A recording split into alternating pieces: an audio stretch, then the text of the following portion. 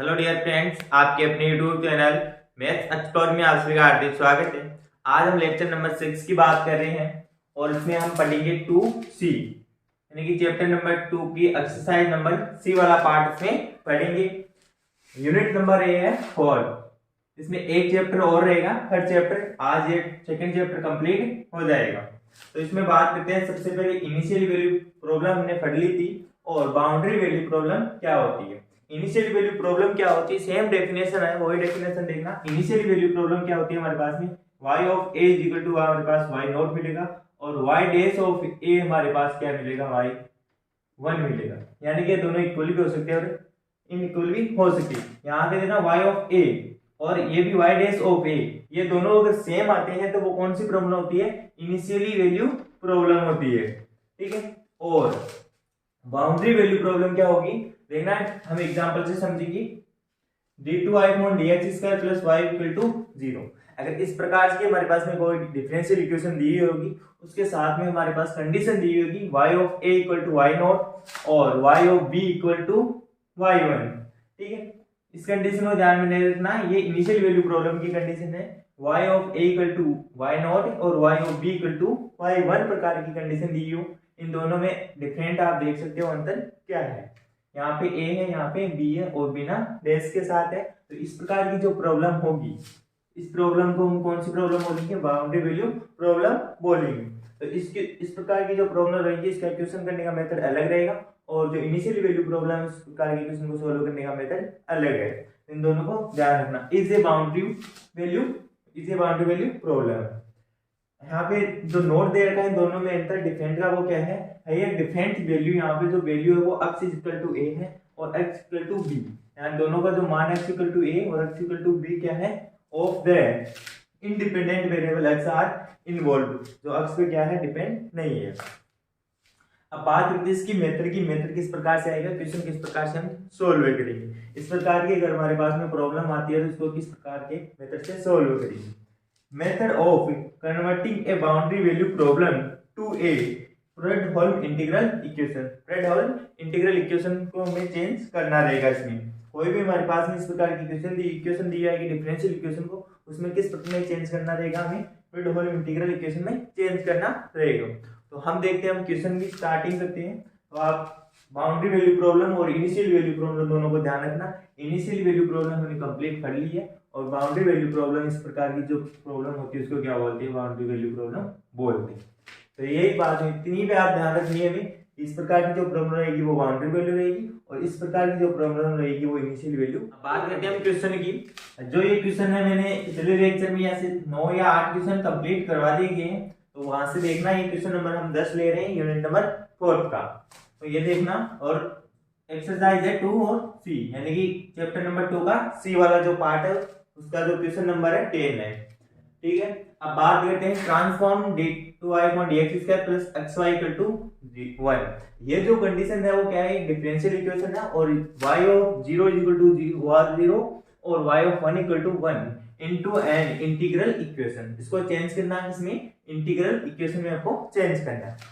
ये जो कंडीशन है आप इसको ध्यान से देखना, कौन सी इस टाइप की कंडीशन है, y of a equal to y nought और y of b equal to y1। इस टाइप की कंडीशन जनरेट कर रहा है। इस टाइप की कंडीशन अगर हमारे पास में दी हुई है तो कौन सी कंडीशन रहेगी, बाउंड्री वैल्यू प्रॉब्लम रहेगी। तो बाउंड्री वैल्यू प्रॉब्लम करने का जो मेथड है वो हमने बताया था, सोल्व करने का तरीका देखना किस टाइप से इसको सोल्व करते हैं। स्टार्टिंग में आपको ऐसा ही लगेगा कि सेम मेथड है, लगभग जो क्वेश्चन होंगे सेम मेथड ही है, लेकिन कुछ ही थोड़ा सा ही चेंजमेंट रहता है। तो वो आप ध्यान से देखना। जो गिवन डिफरेंशियल इक्वेशन है,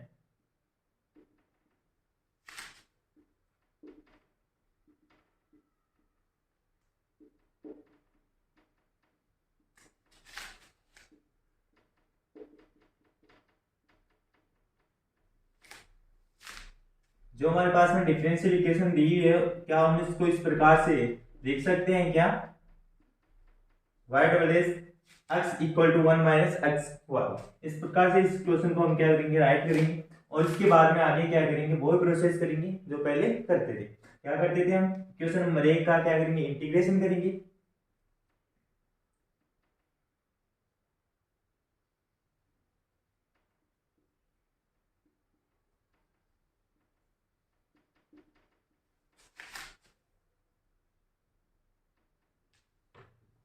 नाउ इंटीग्रेटिंग इक्वेशन 1, लिमिट कहां से रहेगी, 0 से 1।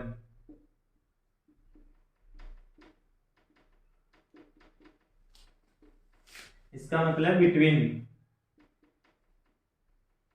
ये इसका नाम है बिटवीन, ठीक है। तो ये इस प्रकार से राइट किया जाता है, आप समझ जाना क्या है ये बिटवीन लिखा है, the limit 0 to x with respect, इसका मतलब भी आप समझ जाना क्या है। अगर इस प्रकार से विद रिस्पेक्ट टू ये है x, तो देखना ना integrating equation 1 between the limit 0 to x with respect to x के सापेक्ष क्या करेंगे, इसका इंटीग्रेशन करेंगे। तो यहाँ से जो हमारे पास डायरेक्ट इसका कर सकता हूँ, मैंने पहले भी बताया था कि इसको हम इस प्रकार से लिख सकते हैं dy अपॉन dx, ठीक है। जैसे ही हम इसका x के सापेक्ष इंटीग्रेशन करेंगे तो इस प्रकार से करेंगे, और यहाँ से ये क्या हो जाएगा हमारा कैंसिल आउट रहेगा, डायरेक्ट यहाँ पे लिमिट अप्लाई हो जाएगी, ठीक है। तो इस प्रकार से भी इसको हम कर सकते हैं। तो यहाँ से आप देखना क्या करेंगे, y डैश ऑफ x, और यहाँ जो लिमिट रहेगी वो 0 to x रहेगी, इक्वल टू यहाँ x और लिमिट क्या रहेगी यहाँ पे 0 to x minus limit 0 to x और x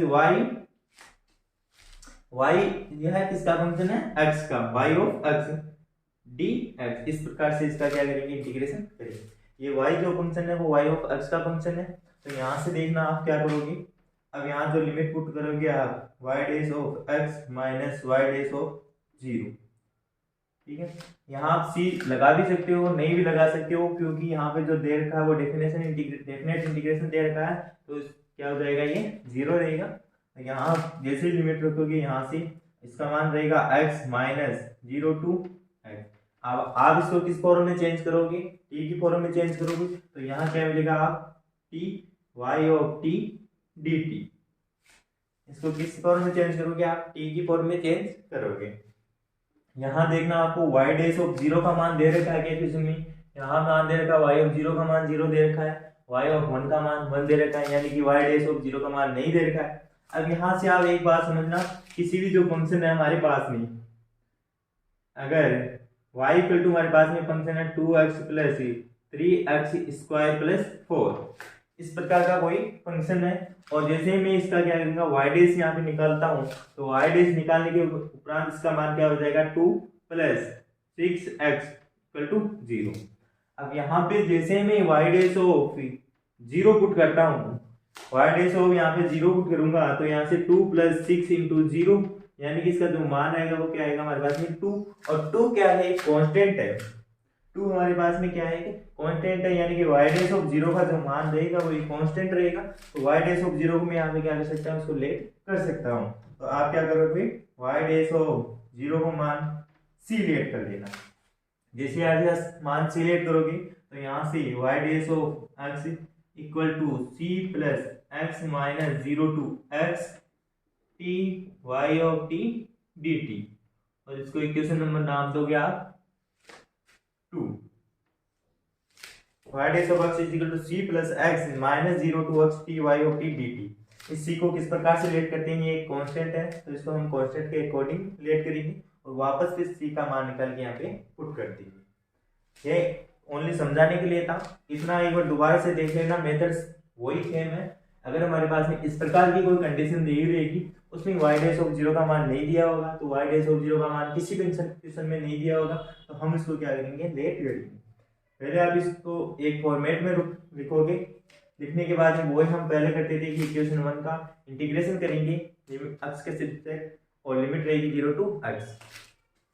हमने इसका क्या किया है, इंटीग्रेशन किया है, और इसका बाद में y डैश ऑफ x हमने मान पुट किया है। अब नेक्स्ट स्टेप में क्या करेंगे, सेम वही प्रोसेस रहेगी। तो नेक्स्ट स्टेप करते हैं, यहाँ से आप इसको वापस क्या करोगे, अगेन इक्वेशन नंबर 2 का क्या करोगे, इंटीग्रेशन करोगे।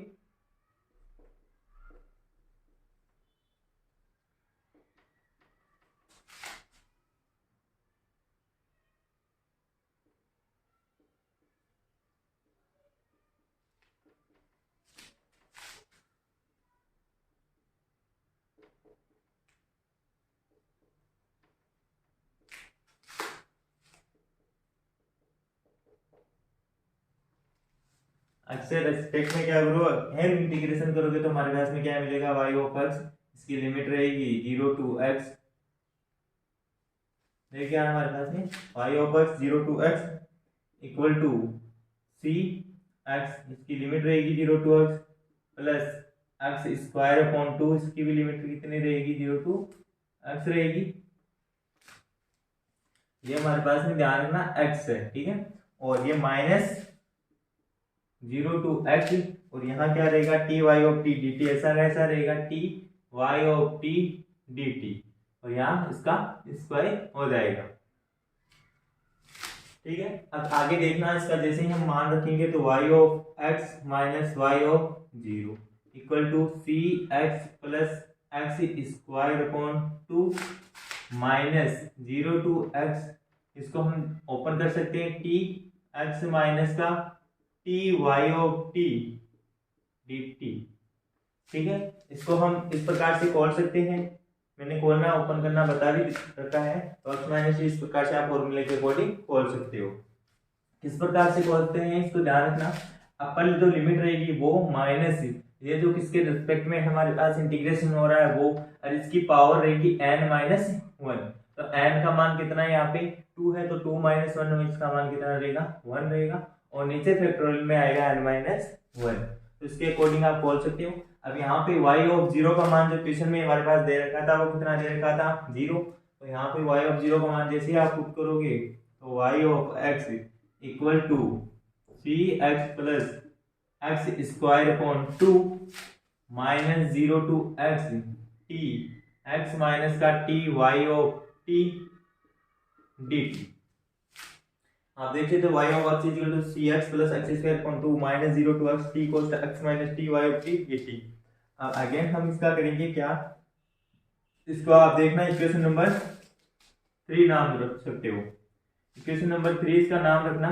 अब अगेन आपको क्या करना है, c का मान कांस्टेंट आ रहा है, y ऑफ x का मान तो मिल गया हमें, लेकिन c का मान नहीं मिल रहा, तो c का मान किस प्रकार से निकालोगे, तो दूसरी हमारे पास कंडीशन दे रखी थी y ऑफ 1 इक्वल टू 1, उसके अकॉर्डिंग हम क्या करेंगे c का मान फाइंड आउट करेंगे, तो यूज आप करेंगे बाउंड्री वैल्यू प्रॉब्लम, और यहाँ से y ऑफ 1 इक्वल टू 1 यहाँ पे यूज करोगे, जैसे y ऑफ 1 का मैं x का मान 1 रखूंगा तो यहाँ y ऑफ 1 बनेगा, y ऑफ 1 का मान कितना रहेगा 1 इक्वल टू यहाँ पे c प्लस 1/2 माइनस 0 to 1 इसकी लिमिट रहेगी, और यहाँ से t कोष्टक 1 minus T y of t dt रहेगा।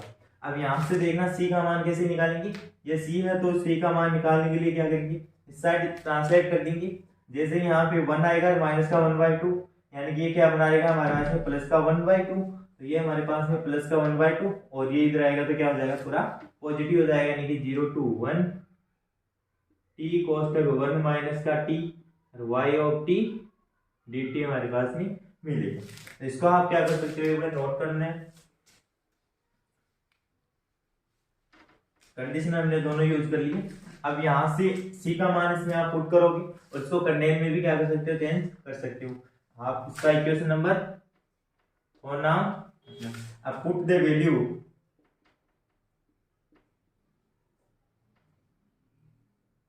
From 4 equation number 4 in equation 3, और से इक्वेशन नंबर 3 में मान पुट करेंगे तो हमारे पास में मिलेगा y of x equal to c का मान पुट करेंगे तो ये पूरा किसी मल्टीप्लिकेशन हो जाएगा x से, यानी कि x अपॉन 2 प्लस 0 से 1 x t 1 माइनस का t y of t dt, ये तो इसका मान रहेगा। अब ये ऐसा यानी कि plus x square upon 2 minus 0 to x T कोष्टक x माइनस का t y of t dt। अब यहाँ तक भी आप इस क्वेश्चन को कर सकते हो, लेकिन इसको आगे भी आपको सोल्व करना रहेगा। आगे आप इसको सोल्व करके क्वेश्चन क्या करोगे, अभी तक हमने सिर्फ ये c का मान यहाँ पे पुट किया है, अब आगे जो ये लिमिट है आपको दे रखी, इसको कर्नेल में चेंज करना होगा, इस जो फंक्शन है इसको पूरी के पूरी किसमें चेंज करना होगा, आपको कर्नेल के रूप में चेंज करना होगा।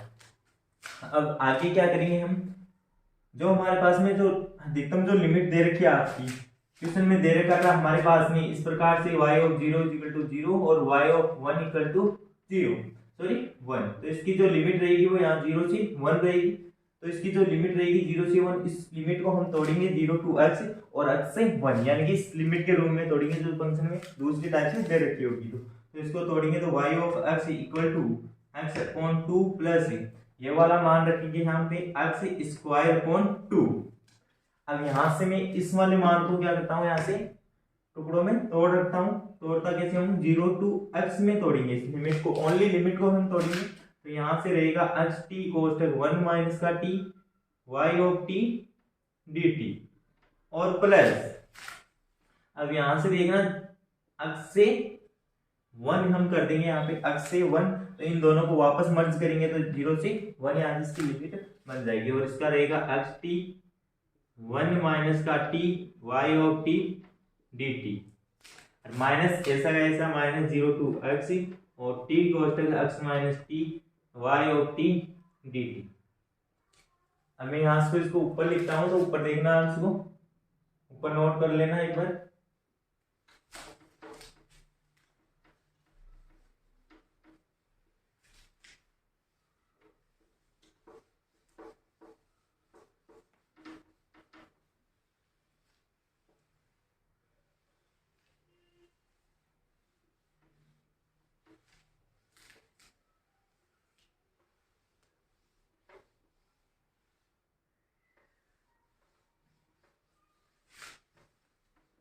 जैसे आप इसको ऊपर नोट करोगे तो यहाँ से y of x equal to ऐसा ऐसा रहेगा, यानी कि y of x equal to x upon 2 plus x square upon 2 plus ये 0 टू x इस प्रकार का रहेगा 0 टू x। यानी कि इस लिमिट को और इस लिमिट को मैं दोनों को एक साथ कॉमन ले सकता हूँ, यानी कि 0 टू x रहेगा। और इन दोनों में कॉमन क्या आ रहा है हमारे पास में, y of t dt common आ रहा है, यानी कि बाकी सारा अंदर रह जाएगा। यानी कि एक तो इसमें t कॉमन आ रहा है तो यहाँ पे t रख दिया मैंने, ठीक है। और अंदर जो क्या मर्ज हो रहा है वो लिख सकते हो, यानी कि x 1 माइनस का t y of t dt भी कॉमन आ रहा है। और यहाँ से क्या है माइनस x माइनस t यहाँ से क्या है कॉमन मिल रहा है। और बाकी जो यहाँ से पार्ट है वो y ऑफ t dt का पार्ट है। एक बार वापस चेक कर सकते हैं, 0 टू 1 t x और 1 minus t y of t dt ऐसा कैसा है, और minus t x minus t y of t dt ऐसा कैसा है। अब आगे देख सकते हो यहाँ पे प्लस x से 1 इसकी लिमिट है, और ऐसा कैसा पार्ट हम रखेंगे x t 1 माइनस t और y ऑफ t dt ऐसा ऐसा कर सकते हो। अब आगे आप देखोगे तो इसको कैसे करोगे, y of x equal to x plus x square upon 2 इसको ऐसे रख सकते हो। प्लस साथ में आप क्या करोगे, यहाँ पे इन दोनों में जो भी आपको कट घट रहा है उसको काट सकते हो। 0 टू x यहाँ t बाहर रहेगा और x माइनस का x t और माइनस का x प्लस का t y of t dt plus x से 1 x t 1 minus t y of t dt y of t dt है यहाँ पे लास्ट में। और यहाँ से हमारे पास आंसर जो मिलेगा y of x is equal to x plus x square upon 2 plus यहाँ पे हम लिख सकते हैं इसको, यहाँ से ये कैंसिल आउट रहेगा, एक स्टेप एक्स्ट्रा और लिख देते हैं हम 0 टू x t और ये x से x यहाँ पे कैंसिल आउट रहेगा तो t माइनस का x t। और यहाँ से ध्यान रख सकते हैं हम इस प्रकार से, यहाँ t हम कॉमन भी रख सकते हैं, तो हमें इसको t भी कॉमन दे देता हूँ, यानी कि t स्क्वायर 1 माइनस का x यहाँ पे रहेगा।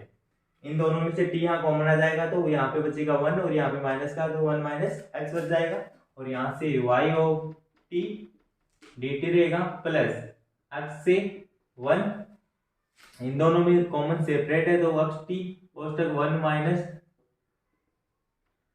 T Y of T D t. और यहाँ से हम इसको इस प्रकार से लिख सकते हैं y of x equal to x plus x square upon 2 plus 0 से 1 इसकी डायरेक्ट लिमिट रखेंगे 0 to 1 और यहाँ पे रखेंगे k x comma t Y of T D t. ठीक है, और वह है जहाँ हम लिखेंगे k x comma t k x comma t क्या रहेगा हमारे पास में, अगर हमारे पास में ये जो फंक्शन है टी स्क्वायर 1 माइनस एक्स, ये जो फंक्शन है तो ये किस लिमिट के अंदर है, यानी कि जिसकी जो लिमिट है वो 0 to t की जो लिमिट है वो कहाँ तक रहेगी, x तक। 0 to x इसकी लिमिट रहेगी तो यहाँ से के एक्स कोमा टी का जो मान रहेगा वो टी स्क्वायर 1 माइनस एक्स रहेगा। जैसे यहाँ पे पुट करोगे तो यहाँ तक हमारे पास मान मिलेगा और इसकी लिमिट अगर 0 to x रहेगी यानी कि लिमिट x से t की जो लिमिट रहेगी वो 1 रहेगी, इसकी लिमिट रहेगी x से 1, तब इसका मान क्या रहेगा हमारे पास में x t और 1 माइनस t इसका मान रहेगा। तो ये हमारे पास में फाइनल जो आंसर है वो ये निकल कर आ रहा है। तो आप इसको नोट डाउन कर सकते हो, आप इसको समझ सकते हो। y ऑफ x है, इसमें आपकी जो अधिकतम जो लिमिट है उसको आपको क्या करना है, तोड़ना है। जो सबसे बड़ी जो लिमिट रहेगी इसको छोटे टुकड़ों में चेंज करना है, इस प्रकार से चेंज करना है कि ये जो लिमिट दी हुई है ना इस रूम में टूट के ये दोनों लिमिट आपस में क्या हो, मर्ज हो और एक लिमिट एक्स्ट्रा हमारे पास में मिल सके। हर क्वेश्चन में इस प्रकार से आपको इस लिमिट को तोड़ना है। एक दो क्वेश्चन की प्रैक्टिस करोगे तो आपको लिमिट पता चल जाएगी, इस प्रकार से हमें तोड़ना है। और के एक्स कोमा टी किस प्रकार से आप लिख सकते हो, यानी कि इसमें 0 to x है तो यहाँ से आप देखिए लिखोगे 0 to x, लिमिट रहेगी 0 to 1। इसमें कौन सा फंक्शन हमें एक्स्ट्रा मिल रहा है, टी स्क्वायर 1 माइनस एक्स, तो टी स्क्वायर 1 माइनस एक्स। यहाँ पे जैसे ही पुट करोगे 0 to x 0 to देखा ये वापस मिलेगा हमारे पास में 0 to x, यहाँ पे ये मान पुट करोगे T square minus x, T square 1 minus x और वाई टी डी टी, ये मिल गया। फिर जैसे ही प्लस साइन लगाओगे और उसकी लिमिट रखोगे x से 1 x T 1 minus T x T 1 minus T और वाई और टी डी टी हमारे पास एक्स्ट्रा चल रहा है। इस प्रकार से आप क्वेश्चन को सोल्व कर सकते हो। नेक्स्ट क्वेश्चन आप ट्राई करना, मोस्ट इंपोर्टेंट क्वेश्चन है ये, नेक्स्ट क्वेश्चन आप ट्राई करना। ये क्वेश्चन नंबर 11 की अगर बात करें हम, क्वेश्चन नंबर 11 तो किस प्रकार से आप इस क्वेश्चन को सोल्व करोगे देखना। Obtain the Fredholm integral equation of second kind corresponding to the boundary value problem. कौन सी वैल्यू प्रॉब्लम दे रखी है हमारे पास में, बाउंड्री वैल्यू प्रॉब्लम। तो बाउंड्री वैल्यू प्रॉब्लम दी है तो कौन सा मेथड यूज करना है वो आपको पता होना चाहिए। तो d2y upon dx square plus lambda y, ये क्या है हमारे पास में, lambda y equal to x है और ये हमारे पास में जो गिवन कंडीशन है y ऑफ 0 इक्वल टू 0 है और y ऑफ 1 इक्वल टू इसका मान कितना दे रखा है हमारे पास में 1 है। आल्सो इतना तो मैंने जितना करवा दिया वो कंप्लीट करना है पहले।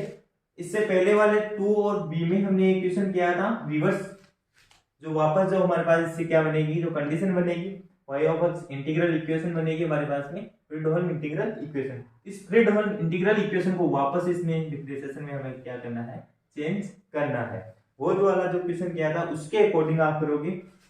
Also recover the boundary value problem from the integral equation obtain. आपको वापस उसमें क्या करना है, इंटीग्रल इक्वेशन को आपको बाउंड्री वैल्यू प्रॉब्लम में वापस चेंज करना।